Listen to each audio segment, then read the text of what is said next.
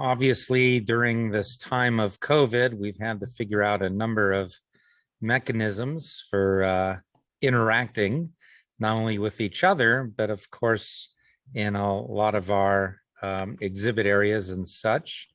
We don't want people necessarily transferring germs by touching equipment. So the idea of using cell phones and other types of personal digital assistants is of great interest. So let me introduce Amy Gallagher, who's going to talk to us about making use of cell phones in exhibits and programs. Thank you. Away. All right. Hello, everyone. Thank you for letting me speak. All right. So we've been trying to figure out some different ways of using technology for a number of reasons. Everybody's got technology. As Ben said, we don't necessarily, a lot of people nowadays don't feel comfortable touching exhibits where other people might have touched things. So, we're trying to come up with some different ideas. And we all know everybody's got their phones out. And if they've got their phones out, maybe we can make use of their phones. So what can we do with their phones? Well, just to kind of back up. So one of my previous mentors had told me that there are 3 types of museum visitors. There's one who looks at displays but doesn't read anything, one who looks at displays for 10 seconds and maybe reads it for a little bit, and then there's the third person who reads every single plaque in the room. Depending on the museum, I am all 3 of those people. So we have a lot of school kids who visit our exhibit area. We've got about 1,000 square feet of exhibit area. And we've tried to come up with some ways to guide the students. So at first we created a scavenger hunt, which is a piece of paper, double-sided, has about 17 questions on it. You can start with question number 1, or you can start with question number 10. We do that on purpose, so not everybody's standing in the same place trying to answer the same question. And you always see them trying to flip it over. But anyway, we provide the question sheet, the clipboards, the pencils, and the students can work on it. So they have to use the exhibits to answer the question. And there are questions like, what's the name of the silver and blue satellite hanging from the ceiling outside the tunnel? You've got to walk down the tunnel, look up, and find the information card next to the Hubble Space Telescope. So that's been really useful. Then we had some younger students visiting, and their teachers said, our kids can't read, or at least not read that well. So a 2nd grade teacher helped us create a different kind of scavenger hunt where the kids are making tally marks and they're counting. So how many suns can you find? I think you should be able to find 5. Can you make 5 tally marks, make 1 every time you find a sun? Or Earth, or meteorites, or galaxies, things like that. And then a couple of simple questions, like how many moons does Mars have? And again, these are all things that they can find in our exhibit area. So the scavenger hunts have been fantastic because we can have 50, even to 100 students moving around our exhibit area working on this, which is great. But then there's some teacher that wants a guided tour. Guided tours are tough. In fact, that's why I created the scavenger hunt, because for a guided tour in our exhibit area, which is a circle, I can really only talk to like 20 people at a time and still have them seeing me, seeing the exhibit that I'm talking about. So I didn't feel like guided tours were quite as useful because I was splitting groups up. I wasn't touching on every exhibit because I needed to finish up with this group so I could grab the next group that was waiting for me. And you certainly couldn't have 2, because of our spacing, you really couldn't have 2 guided tours going on at the same time, hence the scavenger hunt. But is there something more that we can do? QR codes. That was my new idea. Maybe I can use QR codes to link to a video that would give more information, because I can't always be standing next to the meteorites to explain the meteorites, but I can post a QR code. There's the QR code. So if you've never used a QR code, I suspect most of you have at this point. You get your phone and the camera app on your phone. You hold your camera to look at the QR code, and it should link you to a video. In this case, it links to the video about our meteorites. How do I do that? Oh, I'm so glad you asked. Okay, so you make a video, and make a video any way that you want. Maybe it's you or me standing in front of an exhibit explaining something. It could be linking to mars.nasa.gov. Maybe you want to just direct people right over there. Maybe it's combining in-person narration with a voiceover as you find different videos that will help explain the life cycles of stars. Make videos however you'd like, then upload it somewhere. Now, we created a YouTube channel a little more than a year ago, and I upload my short videos to our YouTube channel. But now I've chosen to make these videos unlisted, and that's your decision whether you want to make them public or unlisted. I decided to make them unlisted because when we first closed, we created a guided tour of the exhibit area, which really was something we should have done a long time ago, because teachers are always saying, oh, well, what does the exhibit area look like before we come, so our kids can know. So I created that. And that's like a 10 or 12-minute video that's already been sitting on our YouTube channel. I didn't want to completely repeat that, but I wanted people, people can access it. So now these short videos are something new that's kind of like a special thing you get because you're here. So I have those, that's why they're unlisted. So now, once you get your YouTube link, then I go over to QR Code Generator, which is a website that says these QR codes and links are good forever. They don't have a time limit. I've heard that some QR codes and links may have a time limit, but this website in their fine print says it does not. So I go there, make a QR code, print it out, and then I put it next to the meteorite in this case. So you can see a QR code sitting there next to the meteorite. So the idea is that a visitor walking through the exhibit area can find one of these. So far, we've got 4 up right now, and they can scan it, learn a little bit more about that particular exhibit.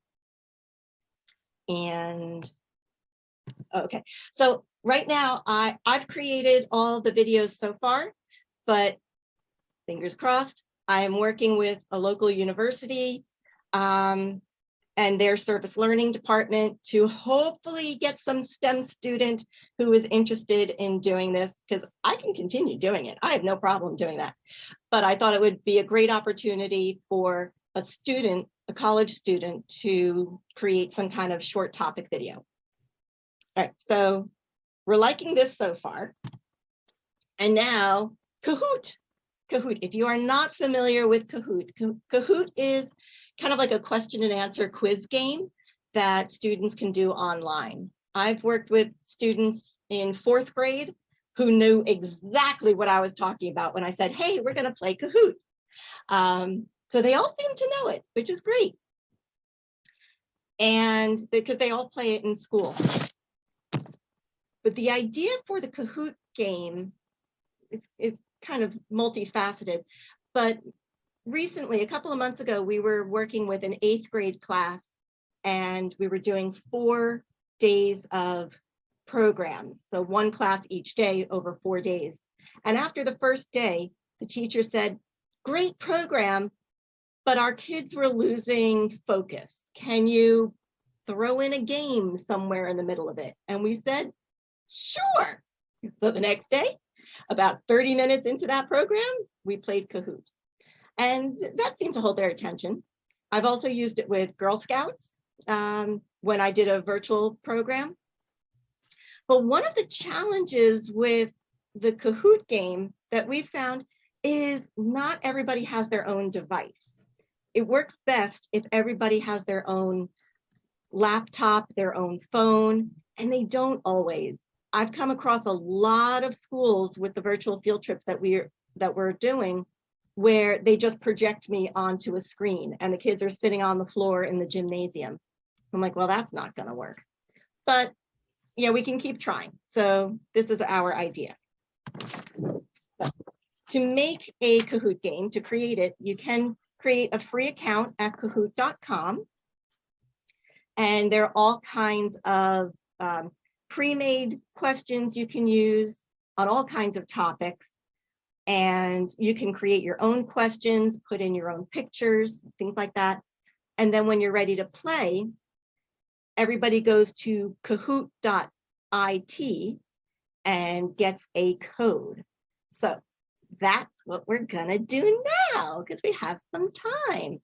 So please, on your phone or open up another tab on your computer, go to kahoot.it and it will ask you for a code. And let's switch so that you can see the code.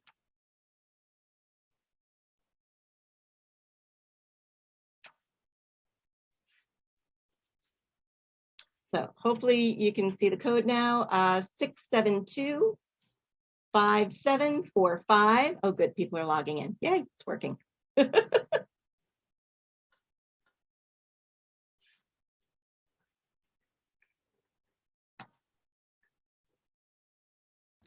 Can you say that code again? I missed it. Absolutely. It's up at the top of the screen if you can see it. 6725745.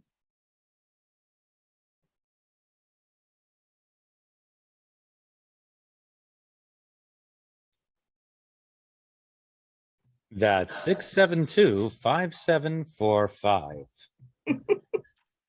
Should probably put it in the chat or something.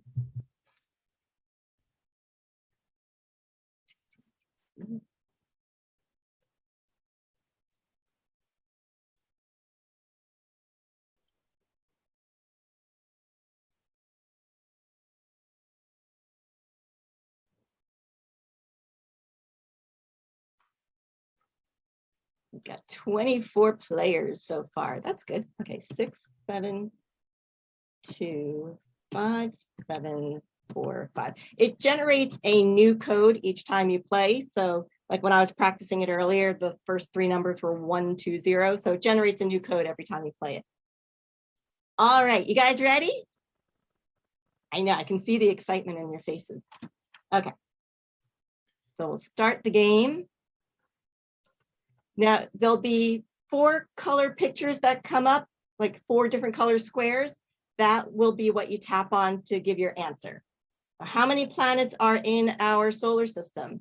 And you tap on whatever you think the answer is. You've got 10 seconds left.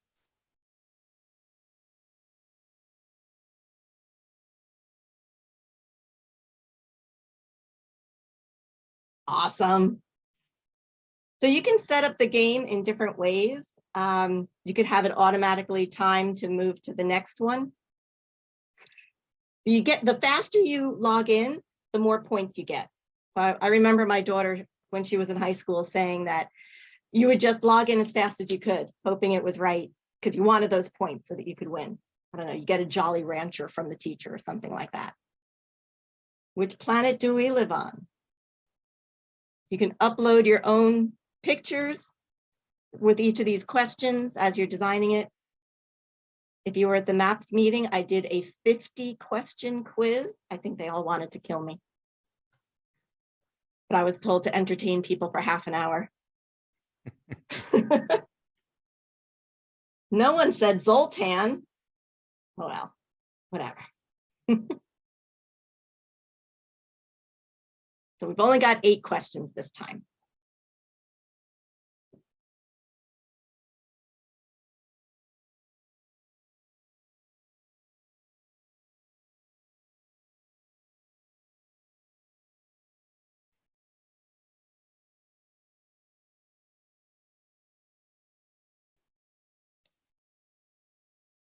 Very timely for our Perseid meteor shower coming up now. Doc Turbo is still in the lead.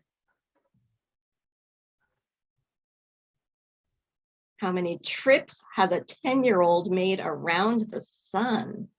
We're assuming this child is on Earth, okay?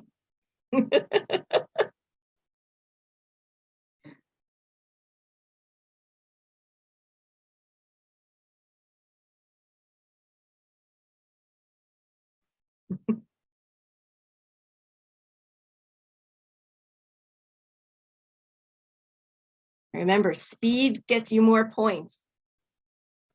The faster you answer, the more points you get. What are constellations? I couldn't think of a fourth answer.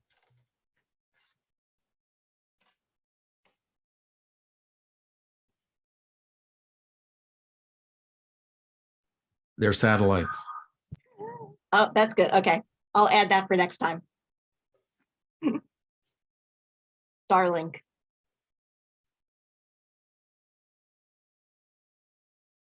Oh, Toshi's pulled in the lead. Question number 6.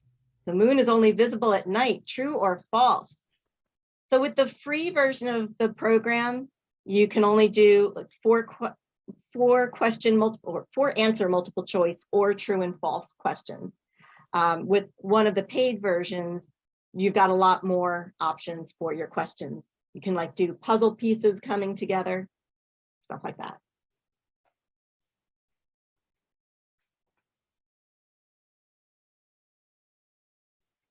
Question number 7. What's the name of the NASA rover that landed on Mars in February 2021? Sorry, my mistake. 2021. It's the one that just landed. NASA.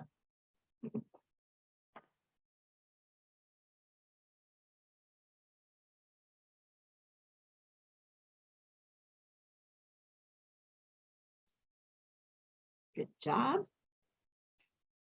All right, our last question. How many official constellations are in the sky?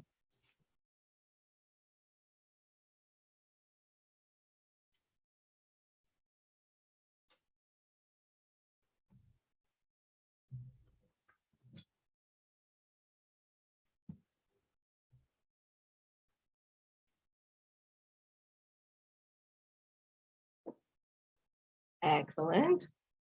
All right, let's see who's up on the podium. 3rd place, MCC, Toshi, and Doc Turbo. Congratulations, everyone. You all did a great job. Bo, was that you? Were you Doc Turbo? Cool. So I'd really like to incorporate the Kahoot games into our regular theater presentations, but the trick is getting a device for everybody. So we haven't haven't crossed that bridge yet because we haven't really opened yet. But yeah, someday down the road, maybe everyone will be allowed to come in with their own their own phones, and the kids can log in during a game, and we can run some kind of Kahoot game, during a show, we can run a Kahoot game and things like that. So that's how we're experimenting with using some technology we already have that people are already taking out of their pockets while they're here visiting us anyway. Any questions?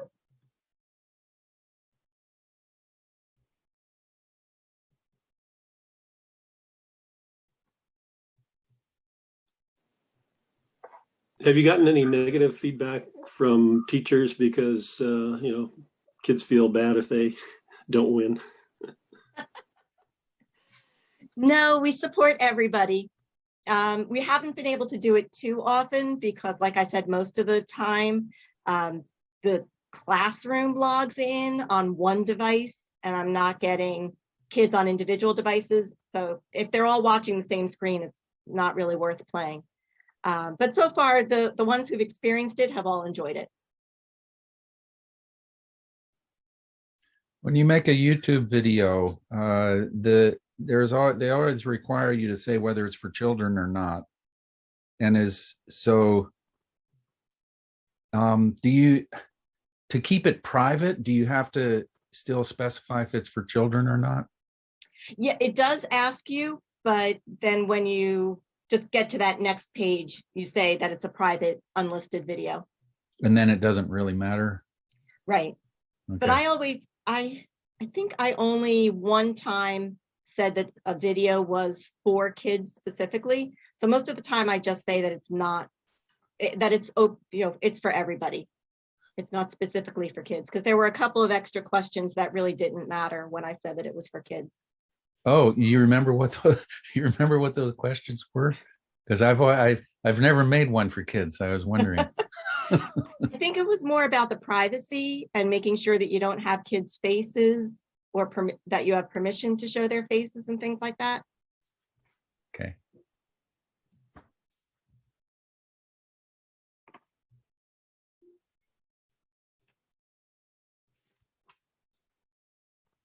I encourage you all to give these things a try. If you're afraid to do it with students, do it for your staff.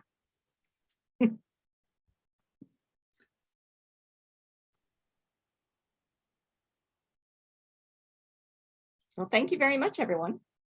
We have a remark in the chat Oh, good. about videos marked YT for children cannot be embedded on a website. Okay. I don't know exactly what that means, but well, if you could address that. I don't know. I'm not familiar with that. Huh, okay. Somebody responded something about it. So I know there's a YouTube for children, so maybe that's something. So it just said YT means YouTube in this context.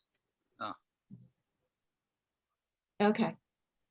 I'm wondering about apps, actually using apps for classroom or for teaching science things, like sensors. There's all kinds of things that make your phone into a sensor, a light sensor, or a level. You can make it into all kinds of tools.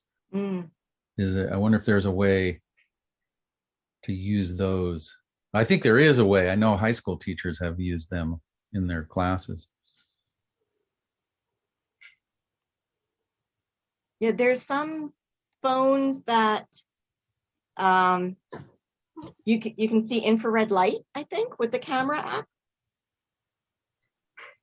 So that could be something if you're in person.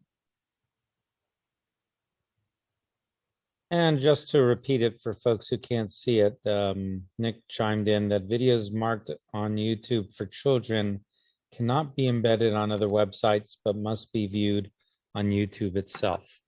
Okay. Not quite sure how that originated, but interesting to note. I just saw that too. Thanks. No worries. Thanks, Benjamin.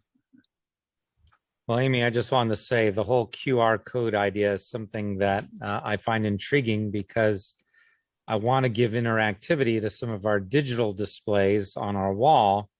And, how do you do that if you don't want to do a touch screen? And so QR code seems to be the way, because then they can bring up an menu on their individual device. So they're only touching their own device. Right. Yep. Now, one small challenge here at our community college is that we don't have a public Wi-Fi system. So I know there are people who still pay data rates. Not everybody's got unlimited data. So that could be a challenge for those visitors. That makes sense. Carol, you've got a comment? Did you want to unmute yourself and ask a question? I do. I wanted to say that I love the QR idea, and I put in for a nice grant to get a Spanish audio translation of our new exhibit, because we get lots of people that speak only Spanish, but not many of the staff speak Spanish. And I just thought it would be a wonderful thing for people to self-explore. And we found that getting our own QR codes They cost money, but they could embed our logo, plus getting a professional translator is well within our budget. And everybody seems to love it because it's a population that we don't serve well right now. Oh, that's a great idea, using it for language translation.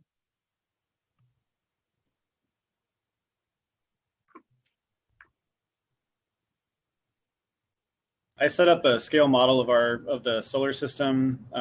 We have a big with QR codes at each planet, so they can stop at each one, and it has goes to a web page that has some kind of basic information about them, but then also has some something to do, like some kind of kinesthetic astronomy thing to kind of do that's related to each planet as well.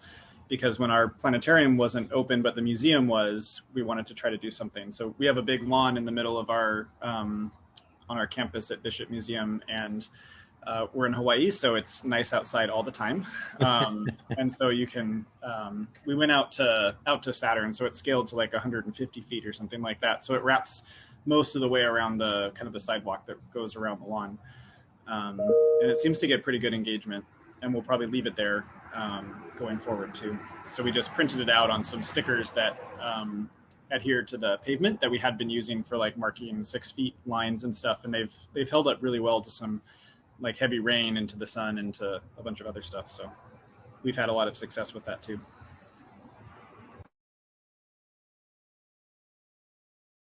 Cool, I like that idea.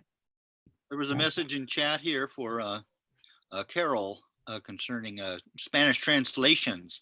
You like to look at the Zoom chat. It's in the Zoom chat. There's a phone number even from Tim Berry.